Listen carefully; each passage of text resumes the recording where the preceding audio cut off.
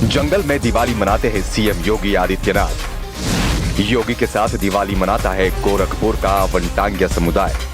24 साल पहले इस समुदाय को योगी ने दिया था जीवन दान। 14 साल से जंगल में वनटांगिया परिवारों के साथ दीपावली मनाते हैं सीएम योगी।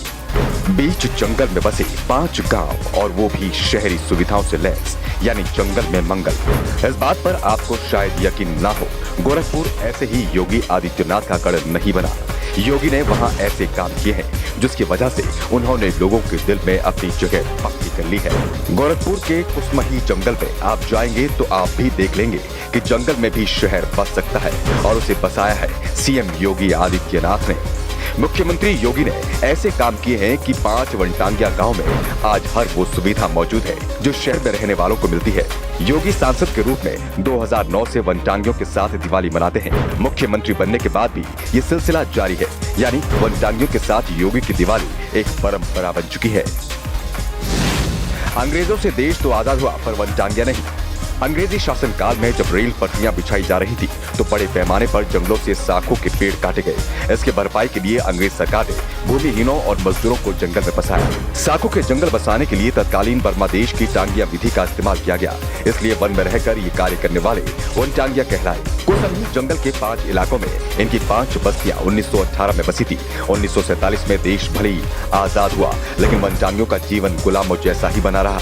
जंगल बसाने वाले इस समुदाय के पास ना तो खेती के लिए जमीन थी और ना ही झोपड़ी के अलावा कोई निर्माण करने की इजाजत। पेड़ के पत्तों को तोड़कर बेचने और मजदूरी के अलावा इनके पास जीवन यापन का कोई साधन नहीं था। इनके पास ऐसा कोई प्रमाण भी नहीं था जिसके आधार पर वो सबसे बड़े लोकतंत्र में अपने नागरिक होने का दावा कर पाते। योगी ने 25 साल पहले लिया था वनटांगियों का संज्ञान। 1998 में योगी आदित्यनाथ पहली बार गोरखपुर के सांसद बने।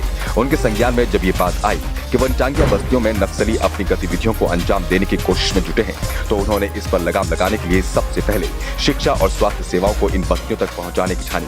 उन्होंने महाराणा प्रताप शिक्षा परिषद की संस्थाओं और गोरखनाथ मंदिर की तरफ से संचालित मोबाइल मेडिकल सेवा को इस काम पर लगाया।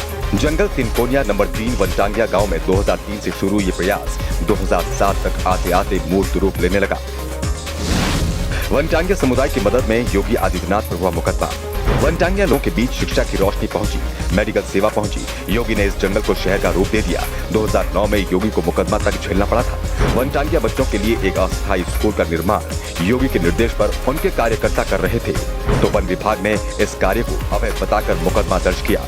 योगी ने अपने तर्कों से वन विभाग के छक्के छुड़ा दिए, तब जाकर अस्थायी स्कूल बन सका। वनटांगियों को सामान्य नागरिक का अधिकार दिलाने और उनके जीवन का अंधेरा मिटाने के लिए मुख्यमंत्री योगी ने वनटांगियों के साथ दिवाली मनाने का निर्णय लिया। 2009 से ये सिलसिला शुरू कर दिया। जब दिवाली मनाने पहली बार वनटांगियों के बीच योगी पहुंचे तो समुदाय के लोगों के जीवन में बदलाव का एहसास हुआ। फिर तो ये सिलसिला चल पड़ा। मुख्यमंत्री बनने के बाद भी योगी इस परंपरा का निर्वहन करना नहीं भूलते। अपने व्यस्त जीवन में से वक्त निकालकर हर दिवाली वो वनटांगिया गांव पहुंचते हैं। बच्चों को मिठाई, कॉपी किताब और आतिशबाजी उपहार देकर पढ़ने के लिए प्रेरित करते हैं। सरकारी योजनाओं की सौगात देकर बस्ती के लोगों के जीवन में रंग भरते हैं। सीएम योगी के इस रूप पर अपनी राय कमेंट में बताइए। वीडियो को शेयर करिए।